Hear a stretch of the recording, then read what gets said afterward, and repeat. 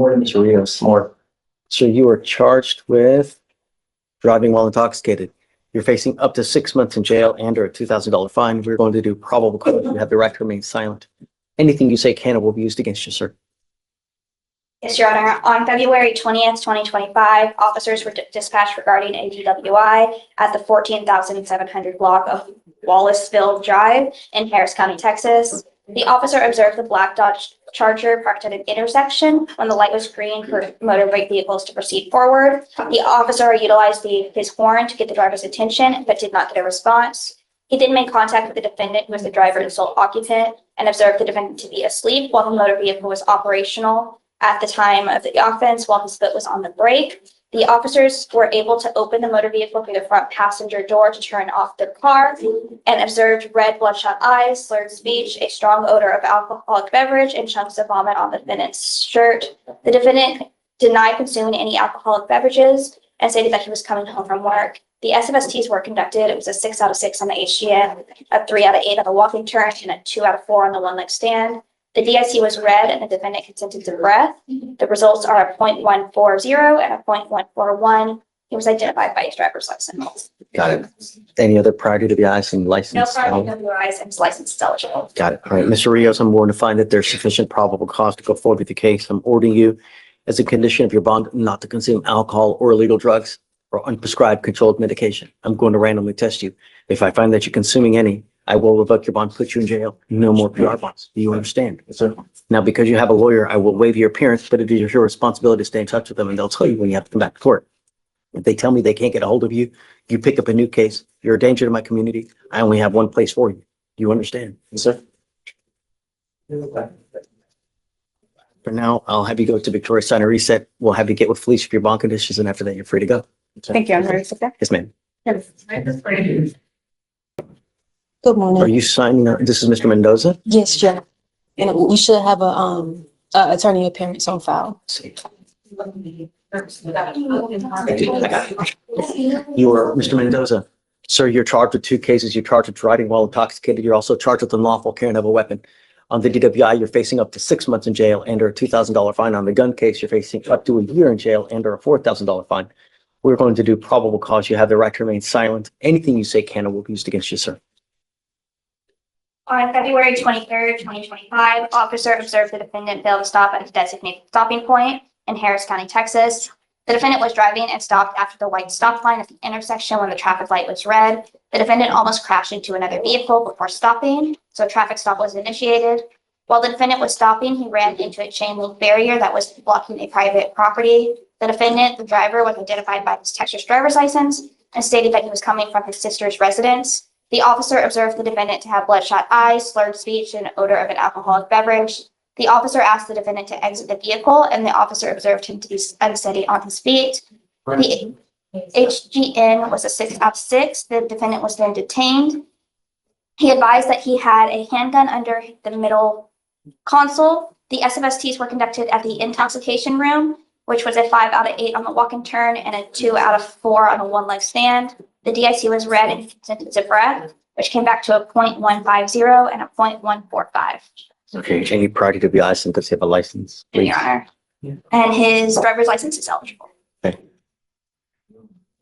Mr. Mendoza, I'm going to find that there's sufficient probable cause to go forward with the case. I'm ordering you as a condition of your bond not to consume alcohol, illegal drugs, or unprescribed controlled medication. I'm going to randomly test you. If I find that you're consuming alcohol or illegal drugs, your bond will be revoked. You will go into custody. No more PR bonds. Do you understand? Now you have a lawyer. Because you have a lawyer, I will waive your appearance, but it is your responsibility to stay in touch with them, and they'll tell you if and when you have to come back to court. For now, I'll have you go to Victoria, sign a reset. You'll get with Felicia for your bond conditions, and then you're free to go. No weapons. Judge, this is Mr. Pierre Alexander. Mr. Alexander? Yes, Judge. Okay. Good morning, Mr. Alexander. We're in front of you today on a evading case, Judge. I want to see if you need your PC on this one. Okay. Oh, he has a fugitive case too. Yes, I was appointed previously on the fugitive. It's out of Mississippi, but he's got an evading, which we're dealing with today. Okay. And the bird, he's got an open bird habitation. Yeah. Okay. All right. So, Mr. Alexander, you're charged with evading arrest or detention. You're facing up to a year in jail and or a $4,000 fine. We are going to do probable cause. You have the right to remain silent. Anything you say can and will be used against you. You have the right to have an attorney present. If you cannot afford one will be appointed to you, sir. Yes, sir. On February 20th, 2025, at approximately 1:00 PM, the officer was conducting a proactive investigation of a burglary of a habitation in Harris County, Texas. The officer was in plain clothes and driving an unmarked police vehicle. The officer saw an individual matching the description of the suspect caught on ring camera burglarizing a house. The individual was later identified as the defendant. The officers observed the defendant crossing a road where no crosswalk was provided. And then the plainclothes officer advised a marked police unit to stop the defendant and ID him for the traffic violation. The officer approached the defendant in the marked police vehicle with emergency lights activated.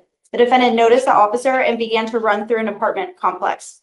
The officer drove into the apartment complex and the officer in plain clothes drove into the apartment complex and he was able to cut off the defendant and apprehend him. The defendant evaded for approximately 300 He didn't yards. tell him to stop? So, but he was. No. No, we don't work on hunches, right? You can't assume anything. I'm not, Judge. I'm saying that he saw the emergency lights were activated and he ran away from the police officer. Did he tell him to stop? No, Judge. Yeah, no problem cause. Thank you, Judge. Well, of course. Mr. Wyckoff? Yeah. Morning, Mr. Wyckoff. And Judge, I did want to make some clarity. He was under the impression that his hired attorney would be here, Mr. Gagliardi. And so apparently that attorney He withdrew. When? He didn't tell me nothing. He didn't tell my people nothing. Yesterday. When I was supposed to come to The court. thing is that you've been gone quite a while. And I asked him when I got I out don't of know. jail. It's, I asked him, when was my next court date? He said he'll call you and let you know. He Look. never called me back. I will- That's what I paid as- him for, so he could tell me. I don't know. I mean, I'll let you guys get into that. All I know is it's been a long time since we've seen you, Mr. Wyckoff, you know? So, do you know what conditions they put on the felony things? I don't know, Judge. Could you check that into the bond? Yes. Thank you. It looks like there are none currently active due to the warrant and bond being denied. So they haven't set any new ones. And the warrant that was issued after the last conditions made them inactive. Now the previous ones. He's bond denied in the case upstairs. Yes, Judge. Yes. So, we still have our conditions in place, correct? No, Judge, the warrant deactivated them from the last one. Let me double check. Yes. So let's do the same thing. No drugs, no alcohol. I'm gonna test you like crazy. I've been doing it since the beginning and I will continue to do it, Mr. Wyckoff. I don't want you using. So when we gonna know. actually talk about the case? We'll address that I'm later. giving you a new lawyer now. Yeah. I want my paid attorney, the one I gave my money to. So let's do this. I can call him and I can try to get him here. Today's Friday. You have felony court on the 6th, which is Wednesday. If you want, I can put it on the docket for early next week and I can try to bring him here and we can have, you know, That's how I got messed over last time. I was supposed to come to your court, but I went to felony court. They told me, don't come to your court, go to felony court. That's when you issued me a warrant. I don't know. I mean, we'll have a hearing over it, but I'll get him here Monday or Tuesday and we can talk And about get it. them online like you usually do. I'll send him a text, see what he can do. But regardless, though, you need to talk to him. You can't do that via It's Zoom. like y'all both working together now. Let me try to get him and then I'll have him here. Okay? Okay. So I need him to be careful, Mr. Wyckoff.